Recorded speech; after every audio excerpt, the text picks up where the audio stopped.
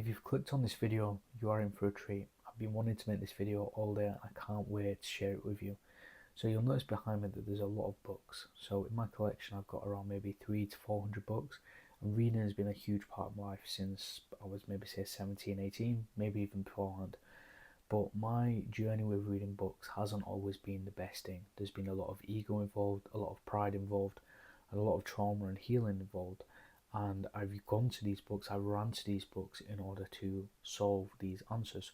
So let me give you some more context as to why I was reading these books. So back when I was younger, when I was sort of like in my late teens, generally I was reading and I was in this phase of working because I'd weaponized and I'd sort of looked at all the stuff that I'd gone through from my childhood to, growing up in care. I wasn't really given many skills as an adult, so I had no idea how to navigate the world, right? And all this stuff that I was dealing with, wondering where my next meal was going to come from, trying to save up, trying to just grow a business and just make something of myself, and all this stuff going on. And then I found books, and I found that the harder I was able to work, the harder that I was able to read and develop my knowledge, the better that made me. And what I essentially do was I created this coping mechanism where working became the one thing to deal with those things.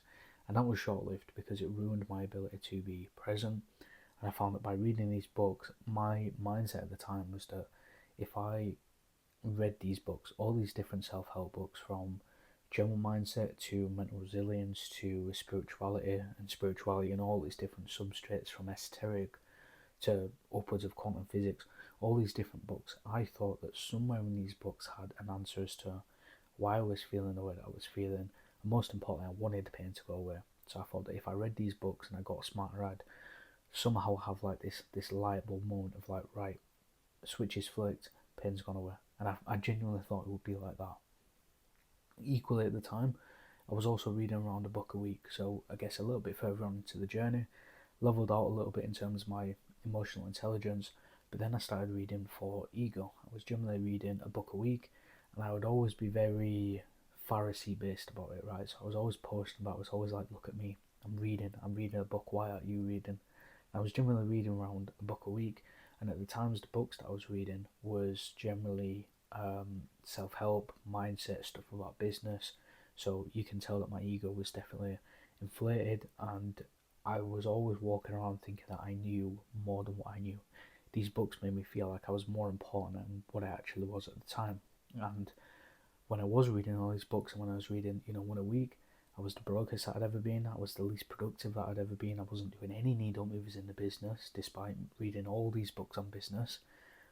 And yet it was actually becoming counterproductive. But my ego was sky high, so then I'd convince myself. I'd sort of like created this battle between emotion and logic, where I was like, it's okay because you're reading a book every week. You've read a book about a millionaire, so therefore just by chance it'll happen to you, something like that. But it's okay because you've read the book, and you get to now tell people that you've read the book. It's almost as if the thrill of telling people that I read the book was better than reading the book, because I certainly wasn't actioning any of it.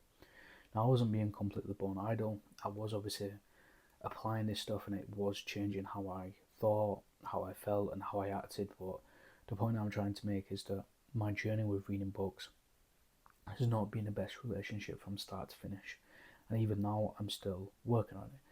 But I mean, we're 4 minutes in now. I've kind of missed the point to give you a hook, but I'm going to share some of the books that have actually changed my life. So this one here, Breaking the Habit of Being Yourself, this was the one that pretty much started this entire collection. It did definitely have an impact on my life, and when people ask me for a book, or they ask the question of like, what have you actually read that's been impactful to you, this is definitely one that I recommend. I've only read it the once, but it is a very impactful book. It teaches you everything about how to think, how to feel, how to act, how to do. But then something else came along, and I want to refer this back to faith, Christianity, and then I started reading the Bible. Now, my relationship with reading the Bible has been very interesting. I sort of bought it and didn't feel worthy enough to read it. I then bought it and didn't feel I was smart enough to understand it. So I sort of like procrastinated and let it sit for a long, long time before I actually picked it up and read it. And then I started with the KJV, the King James version, which was, at the time, intellectually, I just couldn't understand it. I couldn't get to grips with it, so it just felt like a Elizabethan story tale. It just wasn't working for me. Then I bought the study Bible, so that is that one right there, so that's a big study Bible, which is English Standard Version, which is good. It's got, extra context points. It's got loads of like built-in stuff, like extra references, images. It's got all sorts in there. But then I found that the KJV, being the sort of like one of the oldest translations, one of the most bought versions, are just most authentic, at least in my opinion. I started to reread that again, and Proverbs has been the one book that I can honestly say has changed my life. Well, there's two books I would say: Breaking the Habit of Being Yourself and Proverbs. So this is my Bible, and I've recently been reading Proverbs. I'm doing this video and I haven't even finished. Proverbs. I've got like another 10 pages to go. So I'm very excited to get through this. The reason why I chose Proverbs as well is this was written by Solomon. So you've got Proverbs, and then you've got what comes before, which is 1 Kings. So 1 Kings is a story of Solomon. It's his journey with the Lord and how he pleased the Lord, and then God basically said, look, I'll give you anything you want, and he wished for wisdom, and he got wisdom. But then because he wished for the right things and he pleased the Lord, he was also given all of these untold riches, all of the power. He had a kingdom. He, walk, talk, and act like all the other kings in the kingdom. And if we're talking about wealth, he was like Jeff Bezos, but like times a million, right? This guy had it going on. But then women came along, and then lust came along, and his mind was rotted. But more importantly than his mind, his heart became corrupted, and he started to put women where God should have been, and only God should be in your heart. And then when he did this displeased the Lord, and it basically just unleashes this massive battle and this turmoil of him going through trial and testing times, him being certainly punished for it, and God making it very clear that he was unpleased with it. So that's the story of 1 Kings, and then from 1 Kings we get Proverbs, and again, they're not actual like side by side in the Bible, but Proverbs was written by Solomon. What Proverbs is, or at least my interpretation of it, it's just a rule book for, you've got the just and you've got the godly, and the people that follow God, and the people that put God in their heart, and then you've got the wicked, you've got the evil, you've got the sinners. And what it's basically saying is, if you follow God and if you've got God in your heart, here's what will happen. If you don't, this is what will happen as well. So it's a very clear distinction as to what is going on depending on how you decide to live your life. There is nothing in here that says you should be faulted. Like, even in him saying this is what will happen if you don't follow the Lord, he's still giving us free will, which I think is an important part when it comes to our creation. Like, he gave us that free will. So when it comes to the bad going on in the world and the bad that you may be going through, he did give us free will. So you have to take a lot of responsibility and accountability when it comes to your things. And I'm on I'm on chapter 19, right? But you've got here, right? So this is where are we now? So this is chapter 16, verse 7. When a man's ways please the Lord, he maketh even his enemies to be at peace with him. Better is a little with righteousness than great revenues without right. The wisdom in this book is just profound. There isn't a word to describe it. A friend loveth at all times, and a brother is born for adversity. There's people in my circle that God has brought into my life now where I know that if I needed them at the drop of a hat, to be there. They are people I can look up to, they're role models in certain aspects of my life, and they bring out the best version of me. And I knew that if I was going through tough times, which I have been at times, they've been there to be like, look, have you thought about doing it this way? It's the fellowship, it's the brotherhood. It's in there. This book, it literally will just read absolutely everything that you're going through. The Lord is far from the wicked, but he heareth the prayer of the righteous. That it's a clear indication of, look, if you live your life this way, the Lord is going to be far from you. He's going to be unpleased with you, and it's not going to be good. But if you are righteous and if you are praying, he's going to be there and he's going to hear you. I want to go back to the first one, right? So this is chapter 1, and this is verse 7. The fear of the Lord is the beginning of knowledge, but fools despise wisdom and instruction. That one verse alone was like an explosion going off in my mind. And it's really been something that is like, I feel like if you was to cut me open, right, this verse would become part of my flesh. It's part of something that literally makes me who I am today. Because fear of the Lord is the beginning of knowledge. I want to become smart, and I want to do these things, but also there's the fear of the Lord. And I take this very literally, but I know there's people that don't take it literally as well. There's definitely different ways that you can take this, but fear of the Lord is definitely something that certainly has an impact in the thoughts and the decisions that I'm making. I don't want to do certain things that I would used to do because I know that I've got to eventually face the Lord and He knows everything anyway. So the fact that I've got to sit and do my prayers and know that He knows that I've done those things, I don't want to do that. It scares me. I don't want to get to Judgment Day and have these things be shown to me. So I'm working. I'm not perfect, but I'm doing what I can to show them these things. And then it also, so we've got Proverbs and sort of like this very clear idea of what to do and what not to do.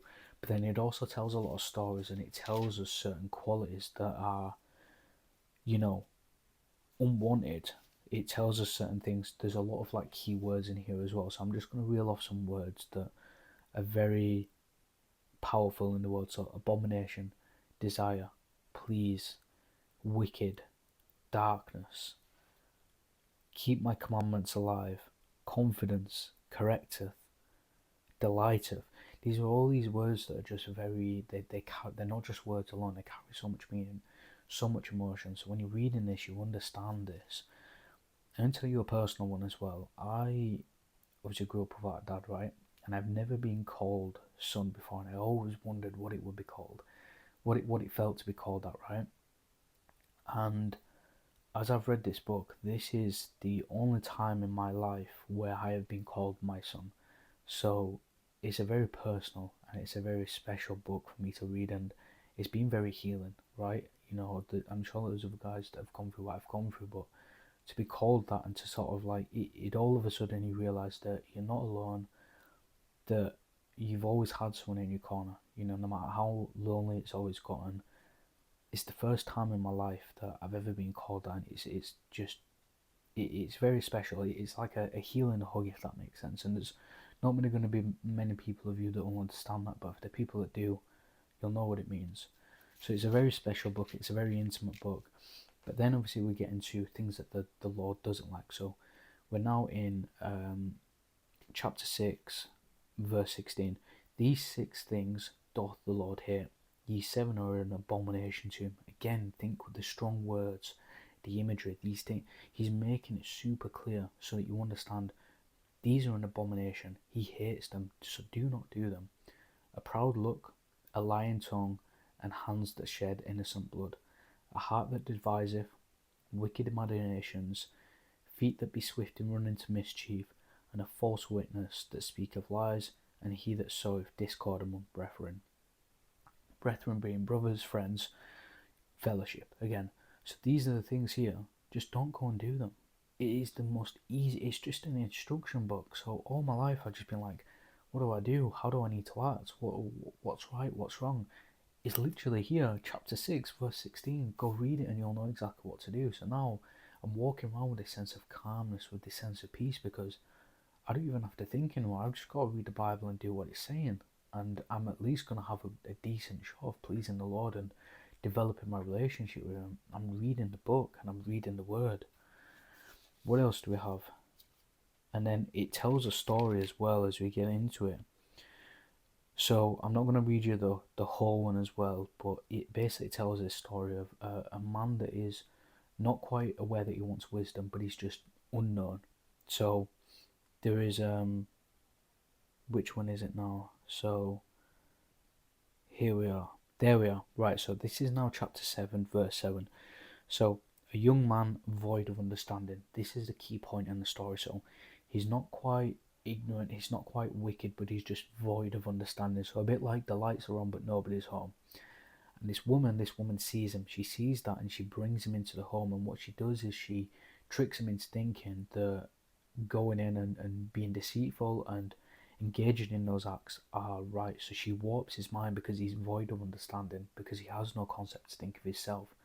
So he goes in and he does that, and he does it not that it is for his life, because again the Lord speaks very clearly about lust and adultery and cheating, and he's very, very clear about what happens with this. And he speaks about this woman that basically tempts him off of track because he's void of understanding. And he said here, let not thine heart decline to her ways, go not astray in her paths. Many strong men have been slain by her. The reason why this is so impactful is because of what went on in 1 Kings first. This is not words alone, right? This is words spoken. These words contain experience. Solomon went through this. The greatest, richest man of all, not the greatest, but he was certainly a wealthy man. He was the king of many different kings. He definitely had his empire, right? And I really apologize for my word in that. I'm trying to get it out here, but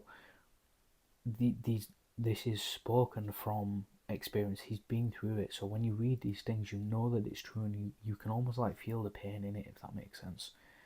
Her house is the way to hell, going down to the chambers of death. It basically makes it clear. It paints a very vivid picture of, look, there's lust, there's adultery, there's putting women and all of these fleshly desires in your heart. It's wrong, and it's bad, and it's wicked, and it's unjust, but eventually it's going to slip and slope and down and down and down into the chambers of hell. So it tells you absolutely everything that you need to know. The fear of the Lord is to hate evil. Pride and arrogance here, and the evil way of the froward mouth do I hate. Again, clear understanding telling you that what the fear of the Lord is. So we want to hate evil, pride and arrogance here. Again, let these things sit with you and think, right, what is pride, what is arrogancy, and how do I spot these, therefore, so that how can I can stay far away from them, rebuke them, basically say no more to them. I'm not going to read any more scripture with you, but I'm not going to read any more because I've still got to get through it, right? I'll probably even do another video on this, but Proverbs definitely be one of them books that has changed my life, helped me for the better, and I really do owe a lot of thanks to this. This is certainly something I have to feel grateful for.